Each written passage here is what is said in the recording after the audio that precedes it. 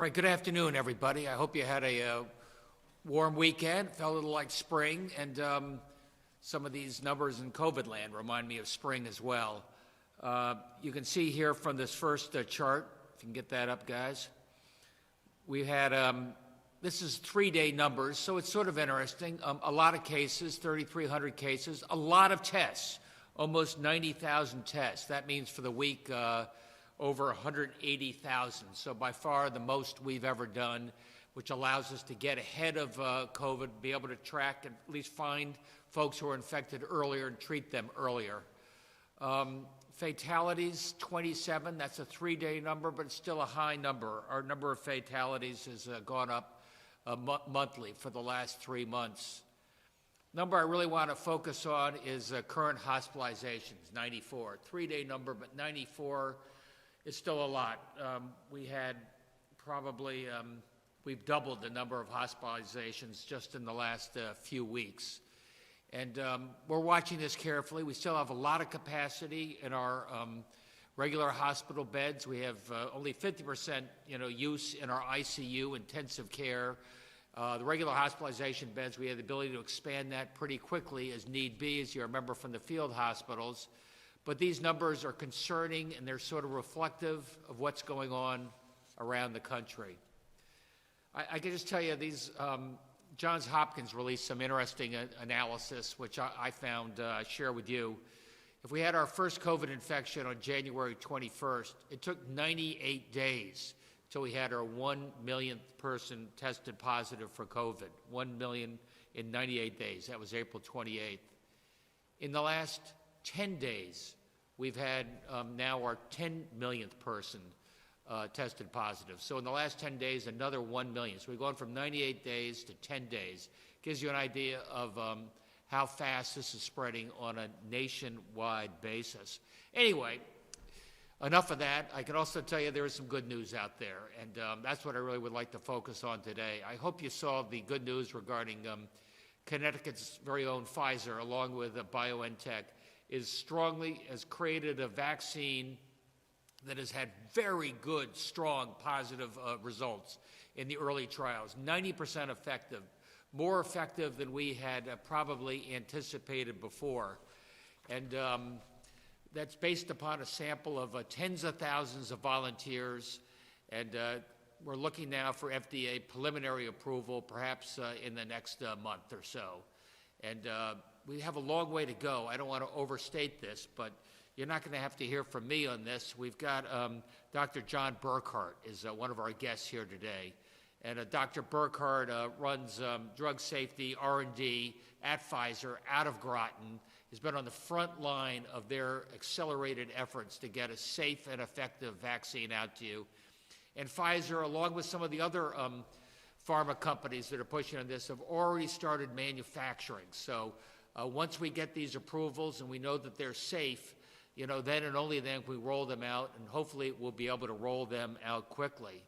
In addition, we have another guest who's going to be taking the lead for our state in terms of how this does get rolled out to different populations and what those priorities are. You remember that Deirdre Gifford, our head of public health, has the vaccine advisory board, and her co-pilot is Reg Eady, who runs Trinity Healthcare. And Reg will also be able to follow up and talk a little bit about where our planning is now in getting the vaccine distributed. But first, let me give you a quick catch-up on the Biden-Harris transition team and their focus on the COVID-19 task force and leading with science. And there's some interesting Connecticut connections here, so I guess I wanted to accent them. The 3 co-chairmen is number 1, David Kessler. You probably remember him, FDA commissioner, Yale School of Medicine. Number 2, Dr. Marcella Nunez-Smith. She's at Yale School of Medicine as well, and she was an active member of our Reopen Committee. And she led our community outreach as we realized that having the testing, having the therapies, and then having the vaccines only works as long as you've got credibility within the greater community so that those populations feel comfortable and confident taking, in this case, the vaccine. So she's gone from our Reopen Committee to the Biden-Harris transition. Finally, the other co-chairperson is Dr. Vivek Murthy. He's a graduate of a Yale School of Medicine and Yale School of Management. Josh likes to point out he was a classmate of Josh's at Yale School of Management. I probably went to school with his grandfather there. So I think you're seeing that the transition committee at the federal level has been guided by what's going on at the state level and guided in part by what's going on with some of the folks we had taking the lead here in Connecticut. Another friend of ours, Dr. Scott Gottlieb from Westport, one of our advisors, wrote this piece in the op-ed of the Wall Street Journal today. States are laboratories for COVID control. They talked about what Larry Hogan's doing in Maryland, what Charlie Baker's doing in Massachusetts with testing, and talked a lot about Connecticut's plan as we have a targeted mitigation measure. And we ramped up very slowly and cautiously, and as we opened, our infection rate went down. Then when it started going up again, we've ramped back down to 2.1. So over the course of the next couple of weeks, we'll see whether those changes are making any difference in the rate of increase in COVID infections. I'll just finally, before I ask our guests to say a few words, the COVID-19 plan from the Biden-Harris team came out. It sort of reflects a lot of what we've been doing in Connecticut, a lot of what you see going on in a number of the other states. A massive increase in testing. I think we've already done a lot of that, as I described. They want to double the amount of testing, make it easier, take it to the underserved communities, get folks tested, and if they're found to be positive, we're there earlier so we can treat them earlier, which is important. They're going to put a lot of research in the next generation testing. You know what we're doing in terms of wastewater. You know what we're doing in terms of saliva, other ways to make it easier and less expensive and more effective testing methods. The Pandemic Testing Board, it sort of follows on FDR's War Production Board, really so we can ramp up production in strong measure in terms of testing, then the therapies, as you know about what we're doing on the vaccines. And finally, the Public Health Jobs Corps. As we get, as we may find, we need additional, nurses and docs. I think I described the other day that back in May, the pandemic did not spread evenly across the state and across the country. So we're able to mix and match people and events and the such, depending on where the need was. This time, I'm afraid it spread very quickly across our state and across our country, so we have to maximize use hospital by hospital. But look, let me just give you the good news on the vaccines and other important work we're doing. And with that, I'd just like to introduce you to John Burkhart. John's been a good friend. Pfizer's a great neighbor. And we know we have a lot of work to do, John, but congratulations for the work you've done to date. Thank you, Governor, and thank you for inviting me to be a part of this today. Many of you have heard the good news. It's been in the national news, an interim readout from the ongoing study showing 90+% effectiveness. That means protecting patients vaccinated from getting a COVID infection. I'd like to remind you that we really think about three major components as far as delivering a vaccine to the patient, and it's efficacy, safety, and then it's continuous manufacturing with quality. And today we reported out on the first of those, an interim readout that included 94 patients with the 90+% protection rate against infection. The efficacy, therefore, very strong. The safety component is still reading out. We would like to get at least 60 days post-second injection, 2 injections to immunize the patient. So a 60-day runtime and at least 6,000 of the volunteers in the study. We need a couple of more weeks to reach that milestone. Then we will have this interim safety readout. The manufacturability, quality, those are ongoing, looking very good. Those are ongoing activities, and some of that is occurring right here in our laboratory in Groton, Connecticut. Let me ask one question, just because I think it's on everybody's mind. You move very fast to get this vaccine tested and hopefully distributed in the relatively near future. Any compromises people should worry about in terms of safety? Yeah, it's a great great question. Pfizer has been in the vaccine business for quite a number of years with many products on the market, many also in development for other infectious diseases. So there's a great history, subject matter expertise, and scientific basis to draw upon when we go about this long task of discovering and developing new vaccines. So with this particular vaccine, no corners were cut. We followed this tried and true methodology that has worked so well for us in the past and continues to deliver really superior and safe products. What's really been quick here has been that we undertook the manufacturing in parallel. So normally you wouldn't spend $1 billion to manufacture a product that may not work. You wait to see whether it works and whether it's safe, and then you do the manufacturing.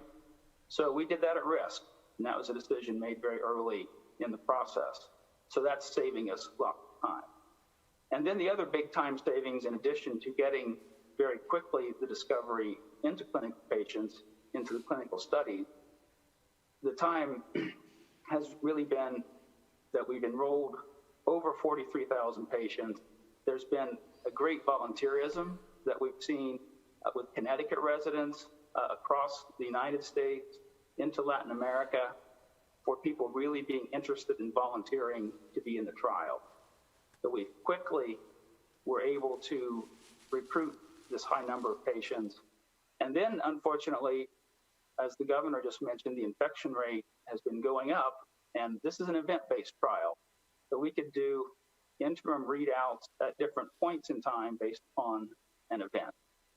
And in this case, the event is patient, it's blinded, but a patient gets the disease, gets the diagnosis of having COVID, and then that's an event in the study. We also moved over 150 sites for clinical studies, and we were able to really emphasize locations where virus was spreading more quickly. So, for example, at one point, Governor, I'll congratulate you, Connecticut, and everyone listening, Connecticut was having a really low rate of infection, so we began to emphasize enrolling patients in other places. So we tried to go where the infection was occurring to really protect those patients faster and get this kind of out. Hey, thank you, John. John will be here to answer questions in a minute. Reg, it looks like you could have millions of doses ready for distribution around the country in a couple of months. What are we doing to get ready? Yeah, thank you, Governor. So we have had a series of conversations or meetings since you have put together your vaccine advisory group. And just as a reminder, we have three subgroups. We've got the allocation subgroup, who has the responsibility of sort of asking the question, who? From a priority perspective, once we have vaccine available and we understand that the supply is going to be less than the demand, this subcommittee will be responsible for creating a prioritization of who we will administer the vaccine to first. Second is the science subcommittee, and the intention here is not for them to repeat the work that the Pfizers and the FDA and the ACIP have done, but just to do an evaluation of, and I'm glad John just described it because it helps us out a lot for us to be have access to that intelligence and to communicate the great work that you've done so that we can better understand how we catalyze getting to the vaccine. So it's that subcommittee's responsibility to communicate that to the advisory group. And then there's a communication subcommittee who takes everything that we've done. They answer the question, the who, when, where, why, and how. And they are responsible for, in partnership with the advisory group, advising the governor's office on all the information. We talked about transparency. We talked about demonstrating trustworthiness. And so that is how we're going to, that's the group that will be responsible for communicating that. This is great news, and it's great to have, a home state partner here to get us over this hump. As you indicated, Governor, we're seeing a resurgence of COVID. The good news about this time around is that, capacity is there. We know a lot more than we knew back in March. And what we're currently doing, to answer your question, is we're partnering with hospitals, healthcare systems, and local health departments to find out who has the capacity for things like storing the vaccine, which takes special instrumentation, so that once the vaccine lands, and it sounds like we're going to have it in the very near future, we will be prepared to appropriately allocate the vaccine to the citizens of the state of Connecticut. Thank you. So Reg Eady and John Burkhardt are here along with Josh and Paul. I'm happy to take your questions. All right, thank you. We'll start with Hearst, Connecticut Media. Hey, Governor, how's it going? Just to start, a couple of colleges last week said that they're announcing curfews in response to your recommendation. Are you worried that because that's not a recommendation, are you worried that that's too restrictive? And also, does the state have a plan going forward for all of the kids who are going to be moving out and moving back with the Thanksgiving break? No, I don't think it's too restrictive. I think a lot of these colleges have seen some flare-ups, often related to parties, so I think they're taking the appropriate action. We're doing everything we can to keep the colleges open until the Thanksgiving vacation, when kids will be going home for probably a couple of months. What we're doing around the rest of the state is just guidance, trying to tell people to stay close to home, especially if you're older, especially after 10 o'clock at night. Probably safer to be at home. Thanks. And then this is for John. Was the news of the trial withheld in any way because of the results of the election? I think people are going to want to ask that. Oh, sure. No. So this has always been an event and data-driven readout. So part of the timing was based upon accumulating the events. And then part of the guidance from the US FDA, so the events were about the efficacy. You remember that? So then the second part was this runtime of safety for patients 60 days after the second dose. And so we are only a couple of weeks away from also having that data set. But those two, because they go so closely together, are being reported together, and you're hearing that now. Thank you. All right, moving on to the Hartford Courant. Yeah, hi. First of all, for Governor Lamont or for anybody else, have you all worked with Marcella Nunez-Smith, and what can you say about what she will bring to the committee that the president-elect has put together? Thanks, Alex. Josh, you worked with Marcella the most.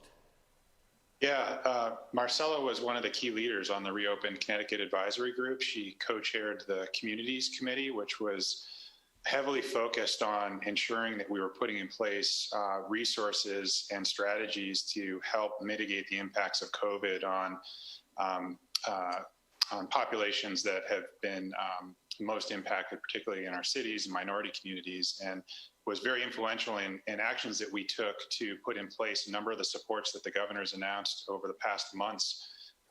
Focused testing events in our cities, additional supports for people who need to quarantine and isolate but may not have the rooms in their home, or may not have may need supports from food or cash assistance to be able to do that. And so her thinking is woven throughout our COVID response. And we're so proud that she's been chosen for this amazing responsibility, and have tremendous confidence she's going to do an amazing job leading us forward, advising the president-elect. I also wanted to ask, I spoke today to a hospital administrator who said their wait times for COVID testing have really increased due to demand increasing for testing. I'm wondering, both from Reggie, if that's something that they've seen, and also from Governor Lamont, if that's something that you guys are worried about moving forward. Go ahead, Reg. Yeah, so testing, certainly the demand has increased over the last couple of weeks, no question about it. I don't know that our wait time has necessarily been impacted, because we have the ability to get to the test very quickly. And we also have new technology that we will have, we'll likely announce it in the next week or two, so that we'll do a larger number of tests, and the turnaround time will be done more quickly. So all this is happening right at the perfect time.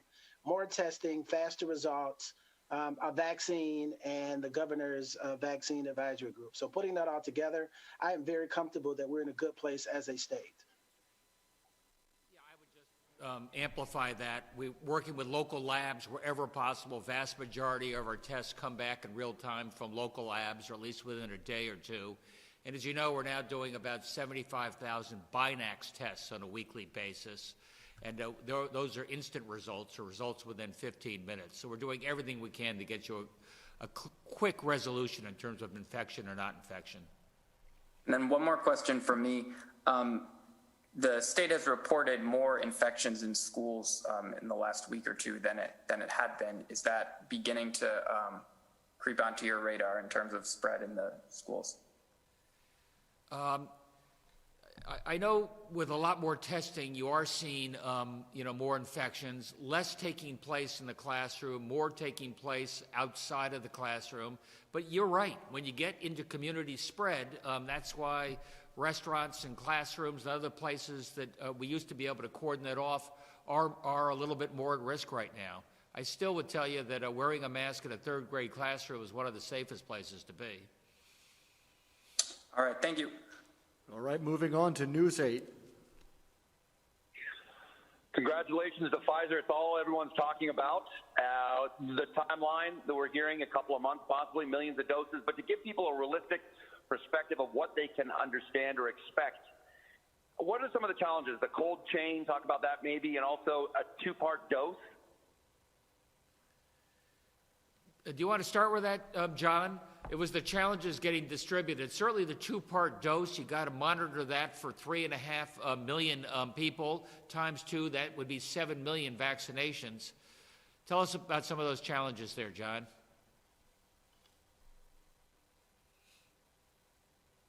Oh, hi, can you hear me now? Yes.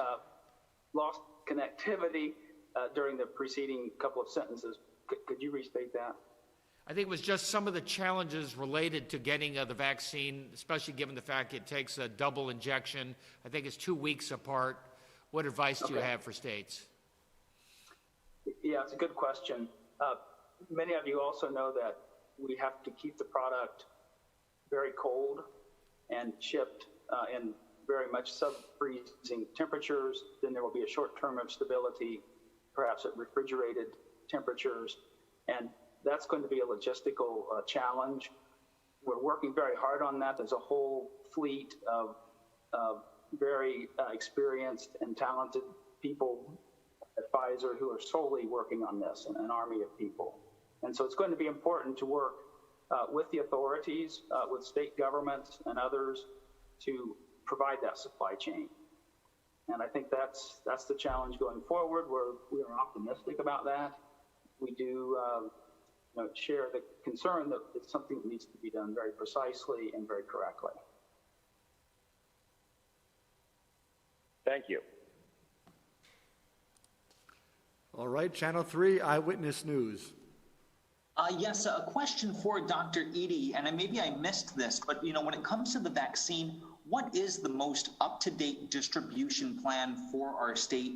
Who will get it first, and then how can they get one? What's the vision for that? Yeah, that's a good question. So at this point, when I talked about the allocation subcommittee, their role is to decide or prioritize the distribution of the vaccine. Now, of course, whatever definitive approach we take, it has to be aligned with the CDC's ACIP recommendations. But to answer your question, at this point, if there was a vaccine available, we would prioritize it for healthcare workers, frontline staff, the elderly, those who are high risk, who have multiple comorbidities, nursing home, and other areas that could be considered hotspots. That will be how we prioritize the distribution. And what's your vision for the access of it? Do you envision it being like how we're getting testing right now, where you go to your local CVS, you go to, drive-throughs in hospitals? What's the rollout for that? Yeah, at this point, we think that there would be three phases. The first phase, as you can imagine, would be a phase where the demand is greater than the supply. The second phase, they will sort of balance each other out. In the third phase, there will be more supply than the demand.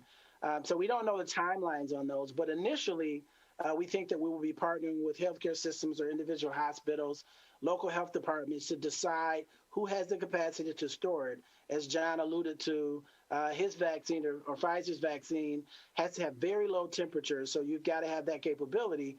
But we imagine at this point that local health departments and hospitals will be the primary, at least in phase one, vaccinators.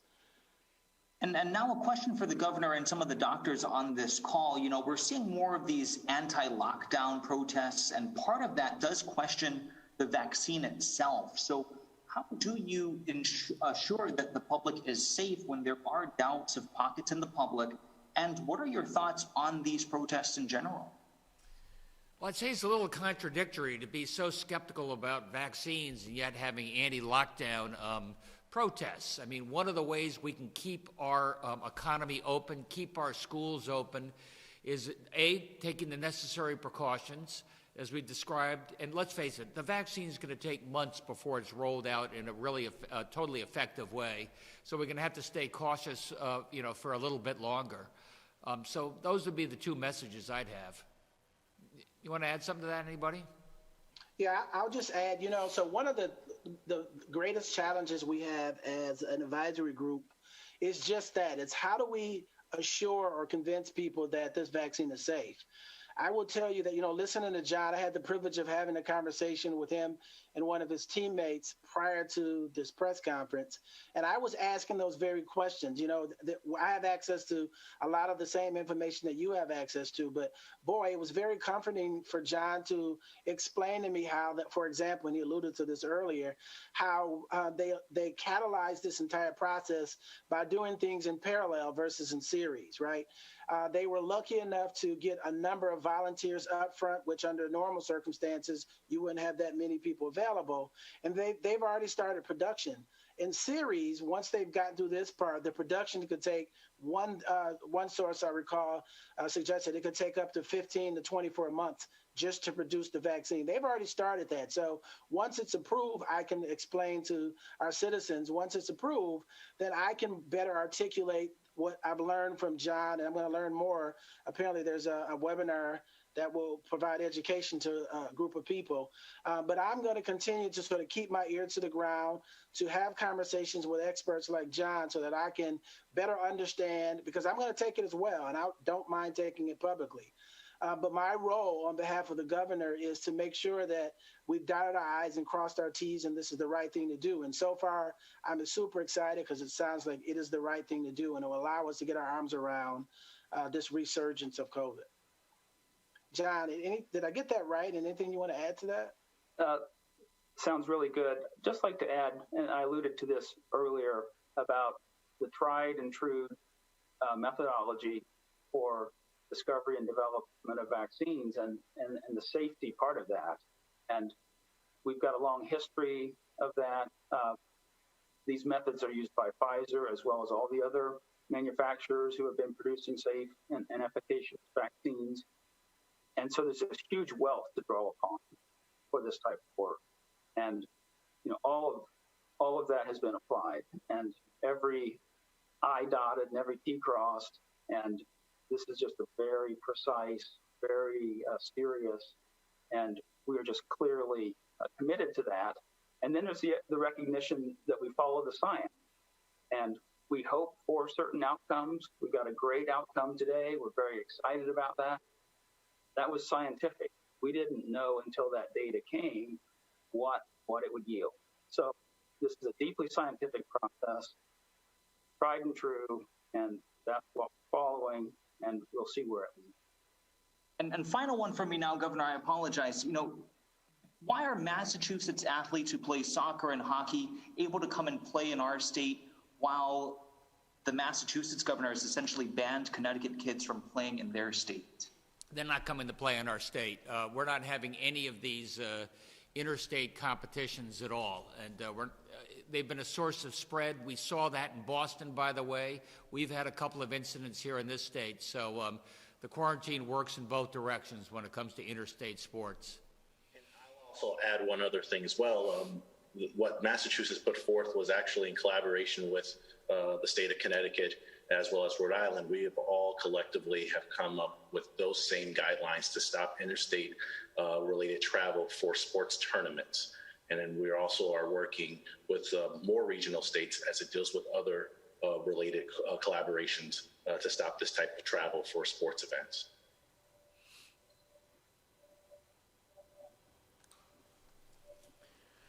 All right, thank you. Moving on to NBC Connecticut. Hi, everybody. Matt Austin with NBC Connecticut. My first question was to John. Can you say how many employees in Groton were working on this project and how critical they were to what we've seen so far? Absolutely. That's a great question. We really like to talk about the work in Connecticut as well as what we do everywhere among our sites. We probably have had around 200 of our employees working on this project. It's a little hard to give a clear number because there are many of us who work on lots of projects. And so this would be one of the projects that some people work on. And then there are others who do nothing but this project, and they do it round the clock. So it's really been this great collaborative effort among our research sites. And I'm really proud of the role that Groton has played in this. And at this point, in terms of the vaccine, do we know how long it would be effective for? Would it be like a flu shot that you would have to get every year? This leads back to the question about it's the science, and we follow the science, and we do not know the answer to that question. So we will be learning about that from the current clinical trial. Also like to mention that we will follow those patients out for 2 years with an emphasis on safety, but we will then also begin to gather other types of data, such as to answer the question that you just asked. Thank you. And Governor, do you have any concern that as people hear about a vaccine, they might start letting their guard down and have potentially some less enthusiasm for tougher restrictions in the coming months? I do. I mean, look, we're trying to present the science as we see it. It's good news. It's going to take many months to roll out. And all the precautions we can take in terms of masks and distancing in the meantime will make a world of difference. Somebody asked previously about the, anti-lockdown, protests and the such. Look, we've got an infection rate of 3.7%. They were not as restrictive in a place like South Dakota, which has a 40 or 50% infection rate. And don't think this is a milder form of COVID, less fatalities. I'm afraid you're seeing the fatalities ramp up again around the country following the higher infection rates. Don't take anything for granted. And do we have any idea, finally, just how many doses that we potentially would receive? I could just say what I've understood from Pfizer, which is maybe 5 to 10 million. Not we, but the country by the end of this year. And I think you've got a plan for, 150 or so million by the end of next year? Yeah, good commentary on that. So at least 5 to 10, we could see up to 50 million this year. We're hopeful on that. And then we could be at the 1 billion or more next year as the manufacturing really kicks into high gear. So those are the things that we are hoping for. We usually get about 1% of the total if you're doing the math in your head. All right, thank you. Fox 61. Hi, this is Taylor DiCello. My first question may be best answered by Dr. Eady. When do you project that widespread distribution of the vaccine would begin beyond initial priority populations? Yeah, that is determined. So the rate limiting factor there would be the availability of the vaccine. So when the Pfizers and other producers of the vaccine create the situation which I described in phase 2, where either the supply is equal to the demand or the supply is greater than the demand, that's when we will expand the number of vaccinators throughout the state. And if every person has to get 2 injections, would that up to 50 million doses go to 25 million people, or does 1 dose equal 2 injections? Yeah, that is my understanding of how that works, but John would. Oh, yes, thank you. Clarify that that is exactly the case, that each immunized patient needs 2 doses. And so if you do the math, to clarify, the 50 million doses would immunize 25 million patients. Thank you. All right, thank you. News 12, Connecticut. Hi, everyone. Governor, I want to follow up on the safety concerns that some people have. You know, we talked to a lot of doctors today. They say their biggest concern is that people just aren't going to take this vaccine because they're scared of it. And you've probably seen the Data Haven survey that says close to 40% of people in Connecticut either won't take it or aren't sure. Any thought that you would require this vaccination to get our numbers down and get people vaccinated? No, John, that's not the way I'm thinking about it, but you're right. I've seen the same analysis. I was interested that doctors, 60% said they'd be inclined to take it in early dose, and 40% of nurses. So that's why John is here. We wanted to give people some confidence that we're following all the safety protocols. We've had tens of thousands of tests in the clinicals going forward, so we'll be tracking this carefully. But I think by far the best way to do this is on a voluntary basis. Look, at the end of the day, you're more likely to get a flu shot in Connecticut than just about any other state. People know how important and safe and effective that can be. And I'd like to think COVID will follow the same track. So, Reggie, I guess the follow-up for you is, do you envision some sort of, public information campaign or, going along with this to try to get people on board voluntarily?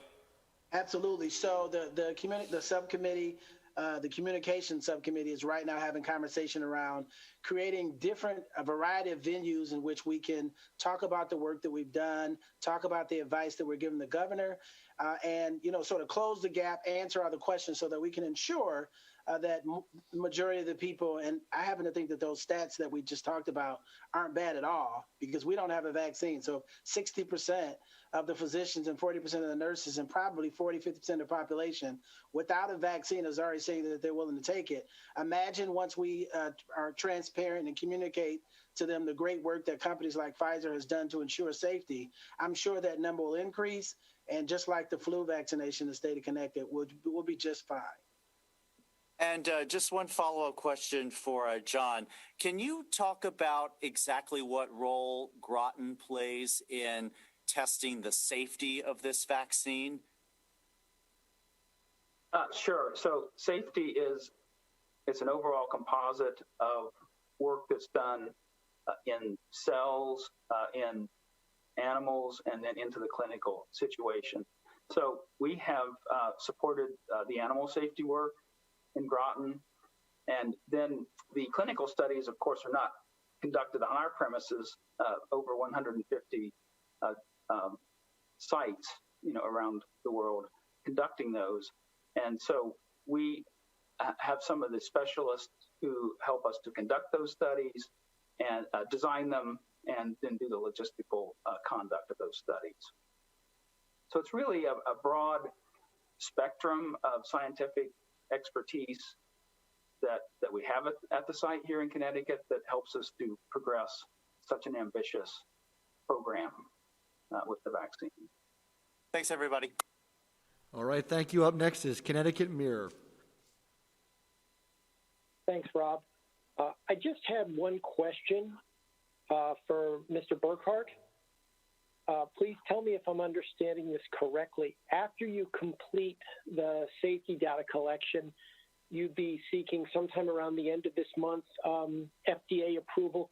What type of a turnaround is that, and how long, even for something as important as this, how long can that take? Sure, that's a great question. Let's maybe speak first about the type of approval for which we will seek a filing, and that's the Emergency Use Access, or EUA, as you've heard people speak.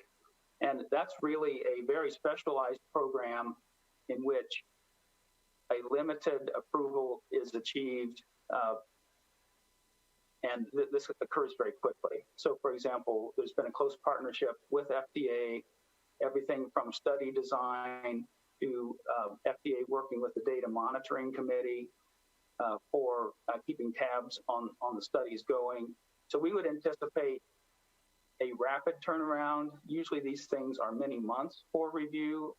I would expect it's weeks rather than months for the EUA approval or review and hopefully approval. Now, subsequent to that, to move to large-scale production or vaccination of patients, we would file a biologic licensing application, or BLA, which would be the full formal type of application, and that would proceed perhaps a little slower timeline, but we've seen the agency being just very helpful. They are working around the clock to review data and ask questions and get to resolutions on any question. So two application types proceeding a little bit different timelines, EUA coming first, the BLA coming next. Thank you. All right, up next is the Day of New London. Yes, I have two questions. One kind of piggybacking off of some of the other questions people have asked. This is a question for John or anybody else, really. How do you plan on not just assuring people who may be skeptical or have concerns about the vaccine, but also combating any misinformation? You know, if there's misinformation either from individual people online or from organized groups, how do you plan to address that? Yeah, it's a great question. Maybe I can give an initial commentary and others could join in. Is I guess we are really focused on the science, where the science leads us, what the data tells us, and then we need to educate others about what that means. So we don't expect that people are spending their spare time, reading up on all these details. May not have the subject matter expertise, and so it needs to be real for them. And so these complex data sets and the deep science needs to be made, understandable to a wide range of people. And so I think we'd like to partner with that type of thing. And indeed, in really successfully treating disease, we have found that when physicians and patients are well informed about the disease, understand the treatment, and can connect all the dots, we are far more likely to have adherence to treatment regimens. We are far more likely to have successful outcomes with treatment, and it would seem that vaccination would follow those same principles with which we've had experience in the past. Perhaps Reggie would like to comment. Yeah, so once the baton is sort of passed from the Pfizers to the states, in partnership and independent of people like John, we have our science committee that will take a second look to understand what was done, how it was done, so that they can advise the communications subcommittee, and they have the responsibility primarily of explaining to the entire state in whatever form they want it to receive the information. So that's our challenge, to make sure we understand that, so that we can make sure that the truth is being spread about the process that Pfizer underwent, as well as the work that we've done as an advisory group. So we've got subject matter experts throughout the state who are going to be partnering to better understand that, who speaks their language, and then we will relay that to the state of Connecticut to dispel any of the myths that may exist. I'll just add to what Reggie said. It's we've got the scientific community represented on his committee, but we've also have members of religious leadership. We also have labor leaders. We have community leaders. We have legislative leaders. So folks from your community are also there explaining why it's safe to take this vaccine, when it's safe to take this vaccine. And one more question was, this would be for John. Do you know kind of roughly a timeline of when we might get more information on whether the vaccine prevents the most severe cases, or if the vaccine prevents people from getting the virus who may be asymptomatic and not know they have the virus? Yeah, Erica, that's a great question, and you're really, I guess, showing an interest and a passion for the data that we also share. We just need some time for this to play out, and then we've only been able to thus far share some commentary from the data monitoring committee, and there's going to be a more robust data set there as the study goes to completion. So it completes at 164 cases. So we've got about 70 more of those to accrue, and then we'll get this longer running safety data. 2 months is critical, and then monitoring for up to 2 years. And I think when we have that kind of data set at our disposal, we can start to answer some of the questions you're asking. Thank you. All right, up next is Connecticut News Junkie. Thanks, Rob. Governor, what is our 7-day rolling average for the state right now? 3.8%.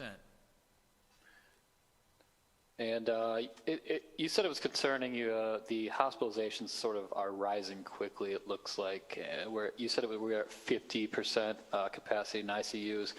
Do we have models for when that may become an issue? I'll start with this and maybe pass it over to Josh. One of the things I'm finding on the infection rate is, it's bouncing around and it's going up, but it's not going up like a hockey stick. And I take that as relative good news compared to maybe what we saw 6 months ago. What you see in the hospitalizations is sort of a 2 or 3 week lag based on infection rates, and our infection rates were going up a lot back then. So let's see how that sorts out. But Josh, do you have any models on where you see capacity? Yeah, and I'd also, certainly defer to Dr. Eady to comment on the ICU topic, because I know from a clinical perspective that some of the approaches that he and his team and our doctors around the state are taking to treat COVID patients is less intensive for ICU beds than it had been in the first wave. But we do look at a lot of models. There's a wide range of projections.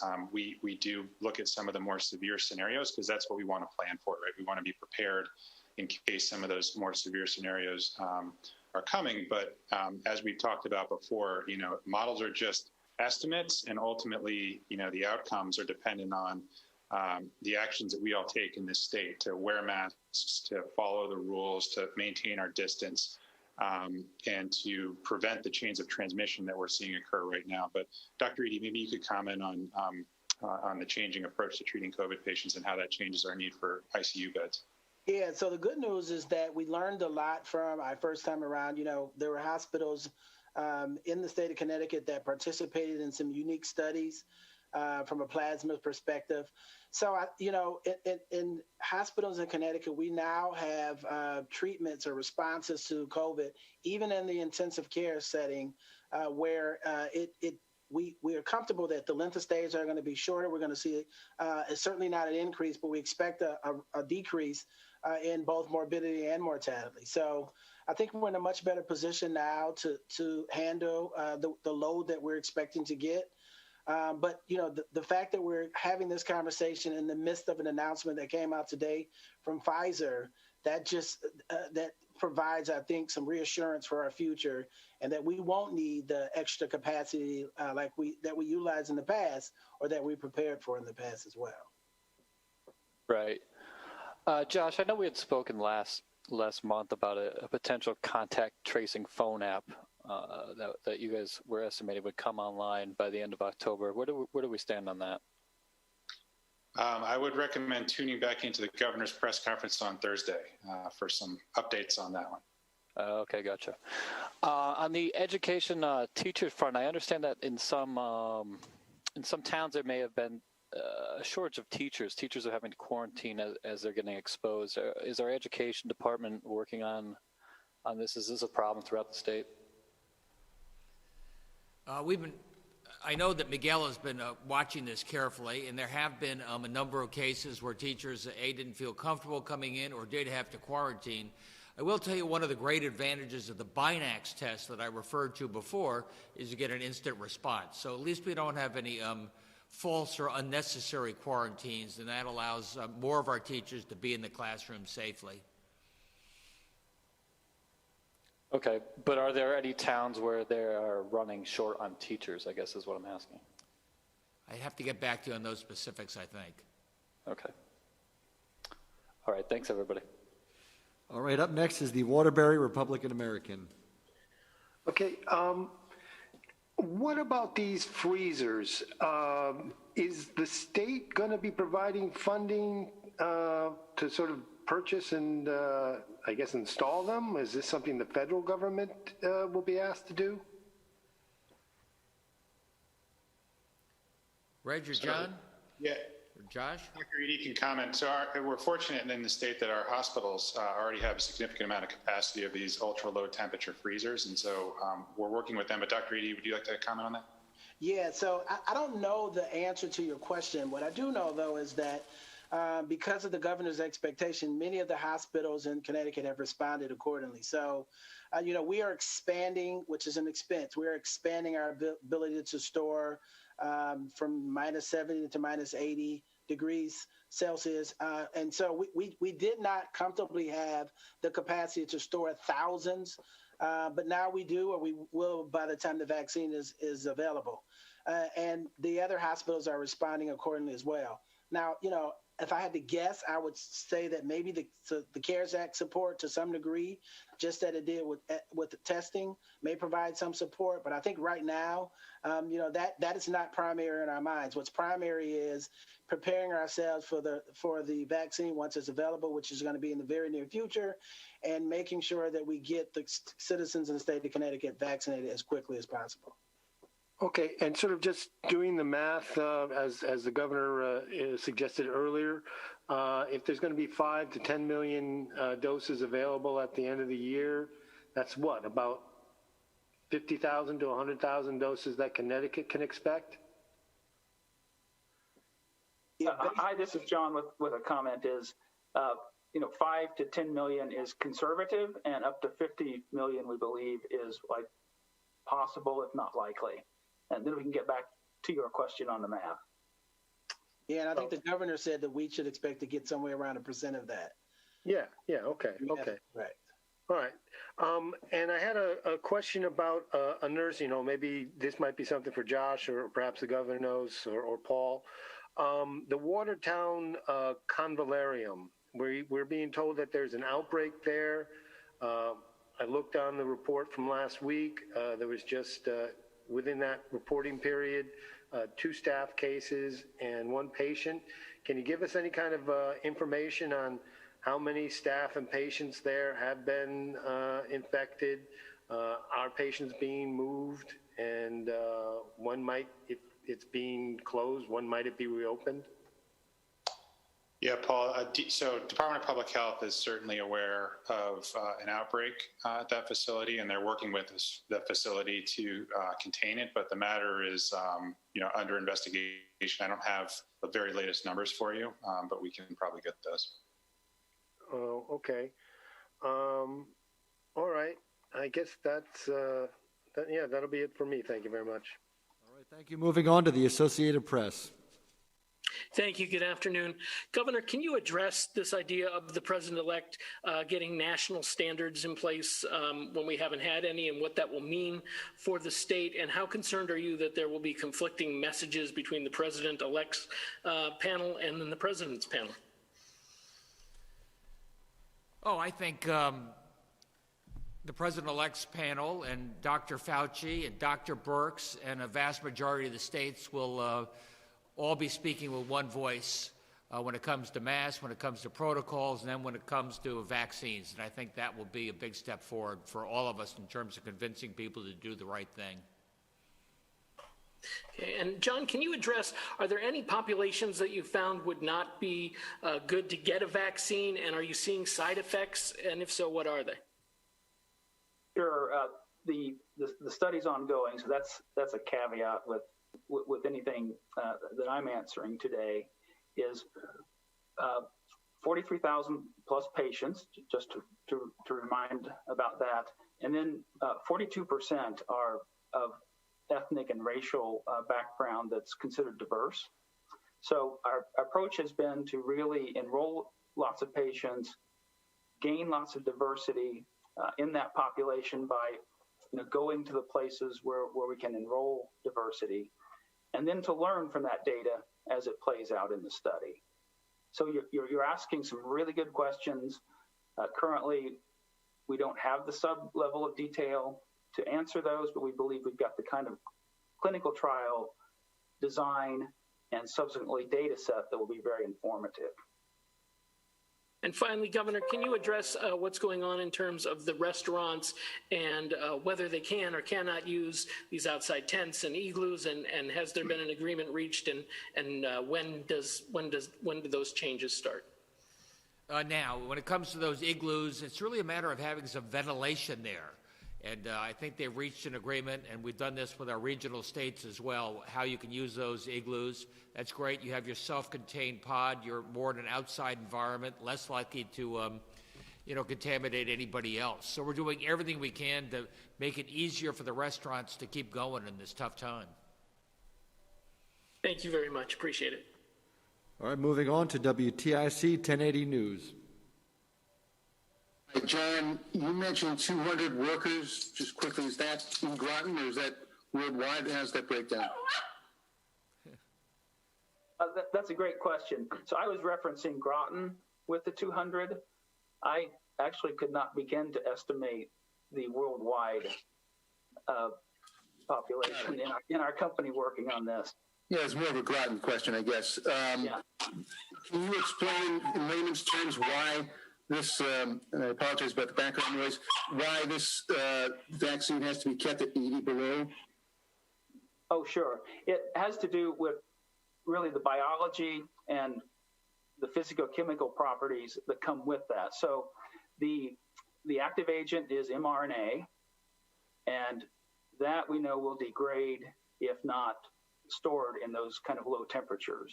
And we want to avoid any kind of degradation because we'd like patients to receive the full dose and be able to mount the maximal appropriate immune response. And so there's that component. And then in the subsequent preparation, it's mixed with some lipids, carefully defined set of lipids that create a lipid nanoparticle. And so there's stability related to that construct as well. So it's complex biology. It's driven by physicochemical properties, of the materials. And we've learned that the ultra low temperature has really been the way to preserve the integrity of the product. 60 Minutes did a piece last night about how the military is involved in this massive distribution. Have you guys talked about at all the historic size of this? Is this the biggest vaccine distribution ever coming up? It's a great question. I would only be speculating to answer that. Do others have a perspective? Yeah, I don't know the answer to that either, John. I'm a politician. We always speculate. My strong instinct, this is by far the largest vaccination effort in the history of the world. We do not disagree. All right, thank you. And up last is Connecticut Public Media.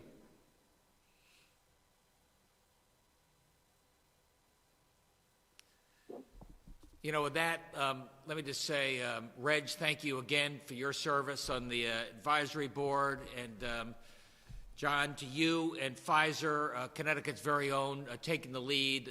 I don't want to overstate. We have a number of steps to go in terms of safety, in terms of effectiveness, in terms of getting us out, in terms of getting this vaccine distributed. But boy, it was a very good news what we woke up to today. And I'd also just like to give a special shout out to our veterans. Wednesday, I believe, is Veterans Day, and it's ironic. It's just a few days after an election. These are folks who serve their country, often their lives at risk for your right to vote and our democratic values. So it's timely. And it's worth remembering that it was back in 1918 during that Spanish flu that folks were celebrating the veterans in a bond parade, that you did have this second wave of the pandemic back then, little like we're having our second wave now. So thank a veteran, but thank them from a social distance. Thank you, everybody.